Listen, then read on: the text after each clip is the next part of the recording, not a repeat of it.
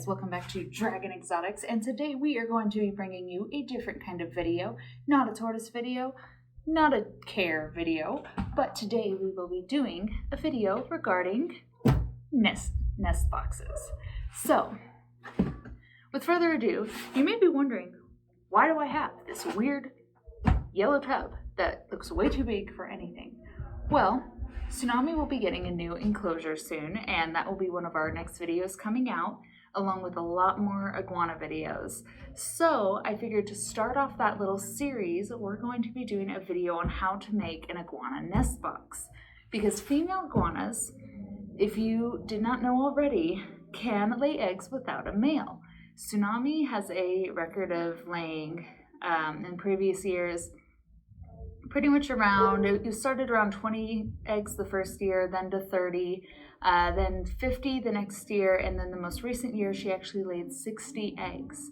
Now, for an iguana like her size, that's a lot of eggs. And if you guys don't provide the proper nest box for them to actually dig and lay those eggs comfortably, they could become egg bound, and all these issues can happen. And I can talk more about egg binding when her breeding season comes along. But just for now, we want to get that nice egg box all started, and yeah. So, what are we doing with this box? You may ask. You're like, okay, just stuff her in the box, and we're all done. No, not that simple. We have to make this look cool, okay? So, we started off by adding a nice little tunnel to this lovely box, and we're gonna decorate it. We're gonna decorate it with spray foam. So, let's get started. Okay, so you may be wondering, why do I have balloons? Why do I have scissors? And why do I have tape? Aren't we just gonna decorate this thing with vines or something? The answer is no. And I also have no clue what I'm doing, so we'll see how this turns out. I have a bunch of this great stuff, and yeah, that's the name, great stuff. And we'll see how this goes. But right now, my theory is that if I tape a bunch of balloons underneath this, I can start piling on the spray foam to kind of create like a mold sort of thing. And yeah, once the mold is created, then we can try to form it the best we can, and that way it'll still be hollow and light underneath, and we're not wasting as much as the foam. So let's get started.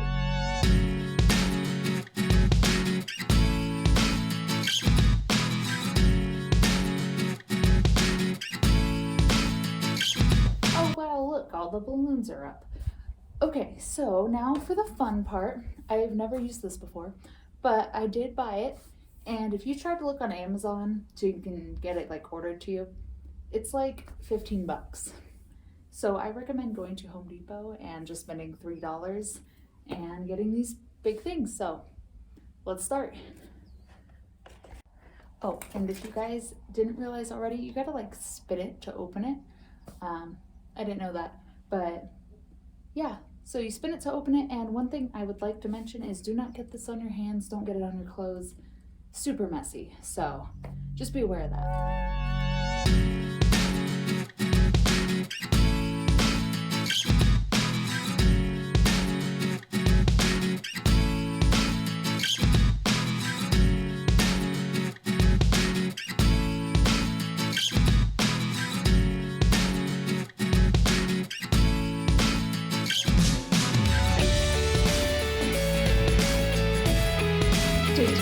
Okay, so last time you saw that we were kind of filling in all of this. Now since then I did add a little bit more to the front to kind of make it flow a bit better. I decided not to put foam on that side or the back just because it's going to be curved up against the wall, and I feel like it would be more of a waste of foam than anything. But last time I made the silly mistake of not wearing gloves or wearing a mask. And so this is a very, very important thing. If you get this stuff on your hands, like I did while trying to catch a falling balloon, it does not come off. I took a bath, I soaked my hands in soapy water for at least 30 minutes. I even put nail polish remover and rinsed my hands in it. It did not work. It took going to the labs and keeping gloves on, all gross gloves, to try and get that off. It didn't work with that either. And, you know, Now, a few days later, it's finally, for the most part, off, but it makes this really weird substance on your fingers, and it's sticky and it's annoying. And some of you out there may be watching this and you're like, it's fine. If I get some, I'll just wash it off. It's not that simple. So, I have gloves today. I also have a mask because if that stuff sticks to your hands like crazy, then it's probably not good for your lungs. So I'd recommend wearing a mask too. Sorry that you're seeing this a little bit late in the video, but at least I'm telling you. So today we're going to be doing the lid, and for the lid we're going to be actually sandpapering it so this stuff can adhere a little bit easier. I didn't do it with this part because I was mainly using the balloons to try and balance it all out, so there was really no point in sanding it. But for the lid, it's pretty important to sand it down so it all sticks.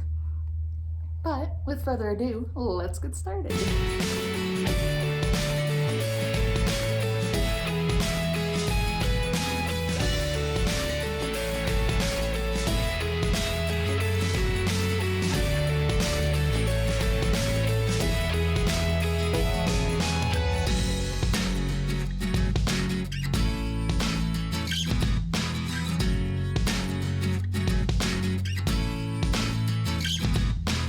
So here we go, it's all foamed up, and so far I think I've used about 4 to 5 cans of like the 16-ounce big Great Stuff cans, and I've used about 3 of the 4 small 12-ounce cans that I have.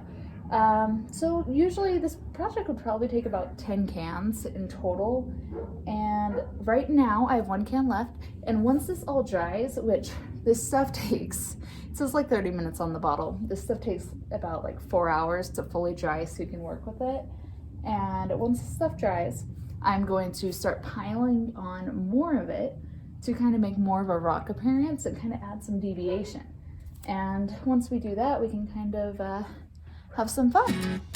But yeah, so I'll see you in a bit.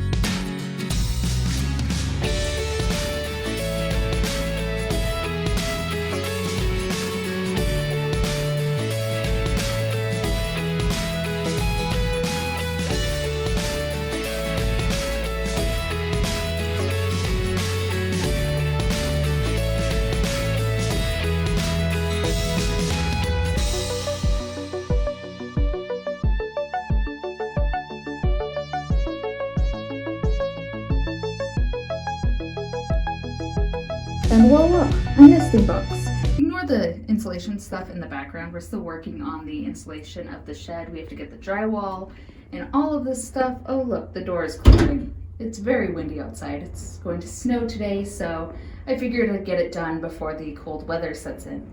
But yeah, I'd say it turned out pretty well. It looks like, well, earth covered in moss and soil, and Overall, not too bad. I'm kind of proud of myself. I've never tried anything like this before. Of course, you know, once the walls are painted and the drywall's all in, it'll fit more naturally in the shed. But it's definitely a nice piece of decoration, and hopefully she is going to like it. But just showing you another view on top. It's a nice ledge for her to sit on. I might end up adding some sort of heat lamp just above here, so if she wants to rest on it, she can. But the reason I coated this stuff in the, what was it called? The drylok, was also to protect it from the humidity, and so that if she does climb on it, it won't like damage it. Because if you just left it as the styrofoam, then she would most likely, with those very sharp nails, scratch it all up and ruin all of this beautiful hard work. But just to recap, I guess for this project we used, we started off with the spray foam and some sort of tub. We cut a hole in the tub to add the little hole so she can crawl through. Then once we added all the spray foam, we kind of carved it a bit, and then we painted it with the drylok, which I had mixed in with some cement coloring, brown cement coloring. And I recommend, if you want a darker brown color than this, add 2 bottles of brown cement coloring, because it still ended up pretty gray with an interesting tone to it. Then, let's see, what else? Then once that all was drying, I added some soil to kind of add some more texture. With this soil I got, I think it's like let me just look over here. I got some drylok all over it, but this jungle mix, just to let you know, if you use it, it is going to have some spiky pieces in it, so like thorns that easily get in your fingers. So I recommend sticking with the coconut core. I just wasn't able to get that this time, so I thought I'd try it. Inside, I'm going to be using the coconut soil, so that if she accidentally ingests it, it shouldn't be hazardous. Usually she doesn't ingest the dirt though. But remember, that's just in there for when she is in breeding season and ready to lay eggs. But anyways, after we added the soil, we added some silicone to attach all of this moss on there. And I used the sphagnum moss and some of the other moss. Try to grab it here. Yeah, some sphagnum moss, and I think it's Spanish moss that I used for the other one. But I'd say it turned out pretty well. But yeah, leave me your comments in the description with all the things I probably could have done better. But you know, first try, not so bad. I'd say it fits in nicely.